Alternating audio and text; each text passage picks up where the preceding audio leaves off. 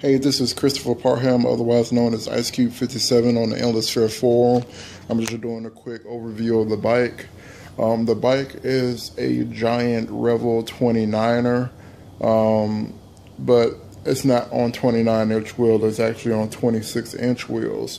And the whole premise behind that is because I was dedicating everything to the e-bike deal bike, and I'm just used to a 26-inch bike, so I ended up buying a front wheel, and then the motor was already laced in a 26-inch wheel, and so I already had the components for that. But as things changed with the original build I was working on, I had to shuffle some parts around.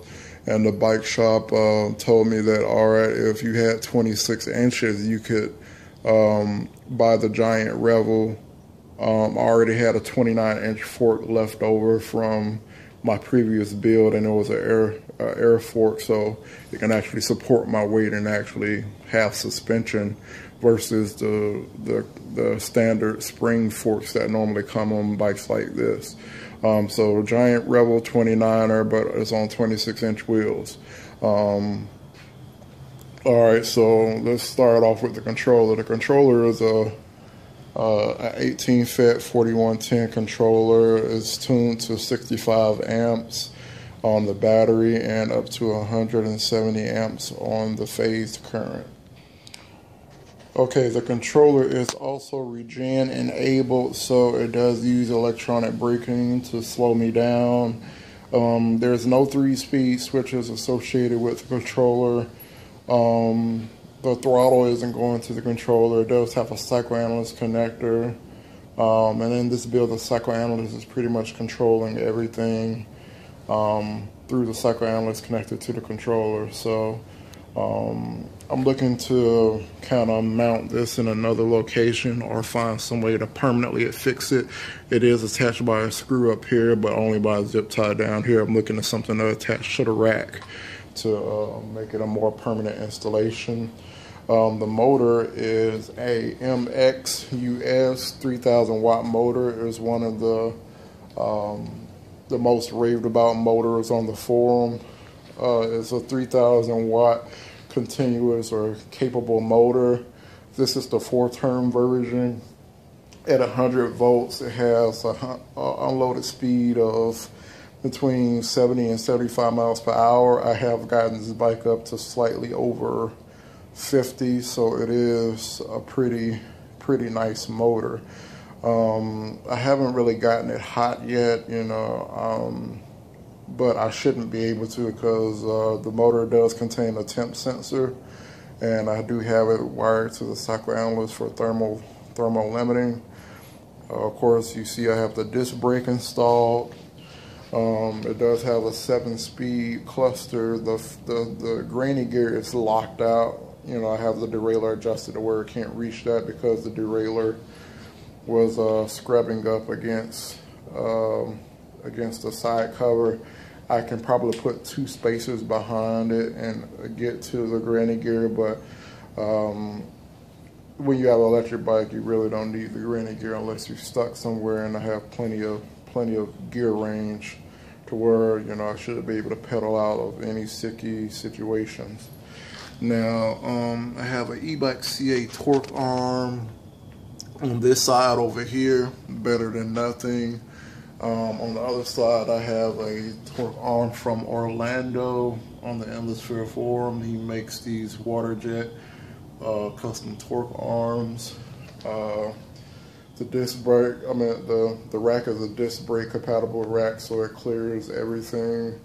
Going back to the motor real quick, I opted to keep the stock phase wires, but they're in a nylon netting, so it should keep them relatively cool with the air generated from the wheel moving and everything, and they go up along the seat stay tube, and the core stay looped to right here.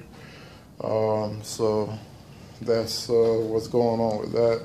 I do have an Ebike CA rear LED, and this is hooked up with their stock hardware. Basically, it comes with 2 zip ties, so I zip tied it to the back rack. It just has a solid flash and off, and then there's a DC extension running all the way up to the cycle analyst, which is where it's getting the power from. Most of the gearing stayed pretty much the same. This is technically an 8-speed bike, but it's gotten reduced down to a 6-speed. But with a 7-speed freewheel, I still have my front derailleur up here, so I can have pretty good range with gearing. So again, like I said, I shouldn't get stuck anywhere.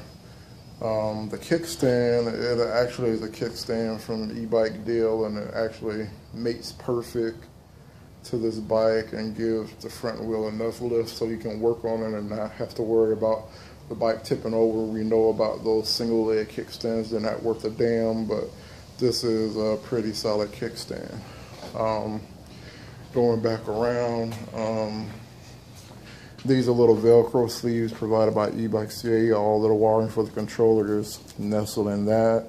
I have a pre-charge resistor here. It's 100 volts, so when you try to plug it up to the controller without the pre-charge resistor, you get a loud spark that sounds like a gun going off. You might shit yourself if you're trying to plug it in and you're not used to it.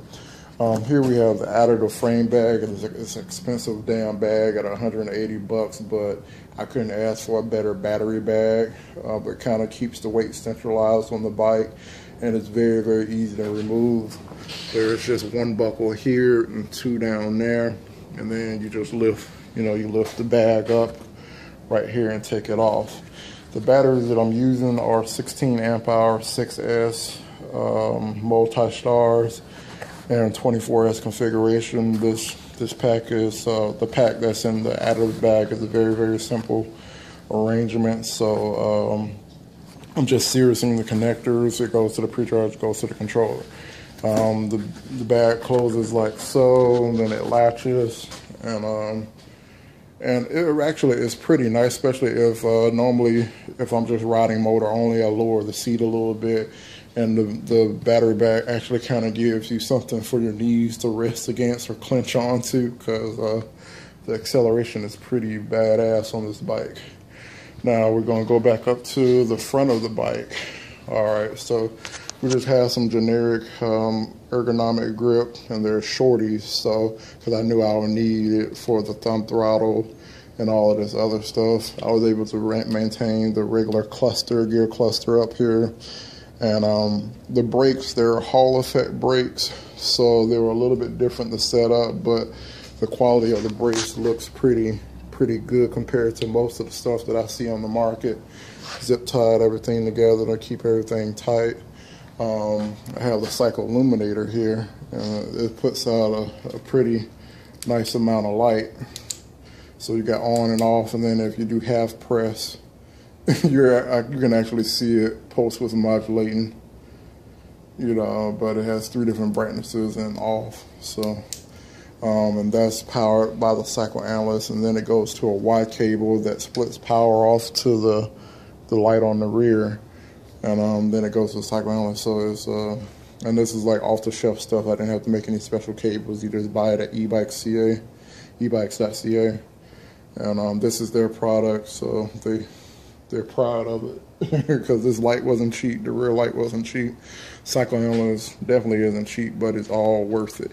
So here's a cycle analyst right here. It shows me my voltage, shows me how many watts is currently being drawn or put back into the battery. That's the temp reading. Shows how many miles I've been and how many amp hours after that. Gives you a speed, and this is based on the Hall wires. It's the cycle analyst is counting the Hall pulses from the motor, so that's how it's getting the speed. And of course, you program all your information in. And I have this 3-speed switch here that kind of keeps the bike in specific power ranges. If I'm in pedestrian traffic, then I don't want a lot of power. So right now it's in legal mode, which is for what the legal stuff is for my state, which is 20 miles an hour and no more than 1,000 watts. Then I got the medium mode, which it it runs the bike at the rating of the motor, which is 3,000 watts, and then I also have it programmed for a top speed of 35 miles an hour. So I should be able to ride continuous in that mode and not overheat the motor. Then I have the third switch, which is unlimited, which it gives the full power to the motor. This controller can put out up to 7,000 watts, so it can get up pretty much through anything. I've had plenty of bikes before with 4,000 or 5,000 watts, and going up the hill on my street is pretty brutal on them. I need at least 2,500 to 3,000 watts to make it up the hill on my street without stalling. This combination goes up the hill at 35 miles an hour. On my previous builds, barely got up to 20 miles an hour climbing up the hill. So this thing has a lot of torque. And I think that pretty much covers the front end up there. Now I have this air suspension fork. It's a RST fork. Has a lockout, has, you know, the air where you can put in air. I have it slightly overpressure to support me and the weight of the bike, but otherwise it does a good job at dampening a lot of the bumps in the road. The tires that I chose to run were Schwalbe Big Apples. They're 2.35 inches in diameter. So it's a pretty fat tire, and it provides a cushy ride. I've always used balloon tires because I've always used hardtails, and any suspension bike I would have to like get stiffer springs and everything, and I just really didn't want to go down that route. I've always loved oversized balloon tires, so that's what I'm sticking with. I have the stock front brakes on here. They're just basically I think they're 160s. I'm going to upgrade these to 203s on the front. The rear brakes are 160s also. They don't have as much braking force due to the cheaper caliper back here, and it acts more as a drag brake more than anything. It'll slow me down, but the real stopping power is up front. Those grab pretty well. And then of course, since I have regen on the bikes, the regen is of course activated on the brake levers.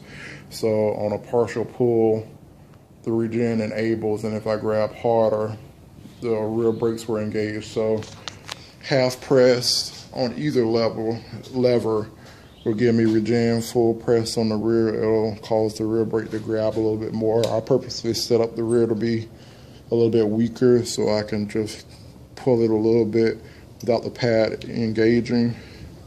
And this should slow me down and prevent me from wearing out a lot of pads. And like I said, coming down the hill that's on my street, I can easily do like 40 miles per hour. The regen slows me down quite well, and then it slows me down to a speed to where the regular brakes are a lot more effective at doing their job.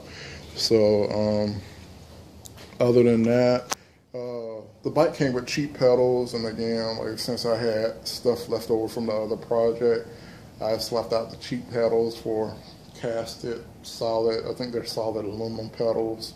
They're not quite spiky like the BMX pedals, but they still grip onto your shoe pretty good. I had to buy an aftermarket wheel because again, I went to 26-inch wheels. It was a quite narrow rim, but the wheel was like $30, $40, and seemed pretty good for the job. Other than that, I think I pretty much gone over everything on the bike. Again, like I said, I have the additive frame bag. I have a Falcon EV frame bag that will go in the frame, and that would allow me to run 100 volts, 32 amp hours. And again, I only have 100 volts, 16 amp hours in the additive bag.